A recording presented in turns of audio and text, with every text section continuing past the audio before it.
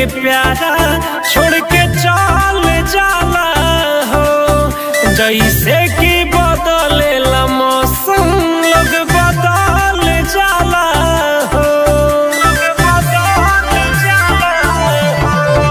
केहू कितनो रहे दिल के प्यारा छोड़ के चल जाला हो।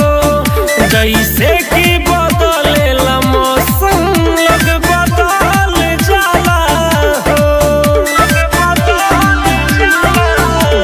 यही से उम्मीद नहीं करिले किसू से हो।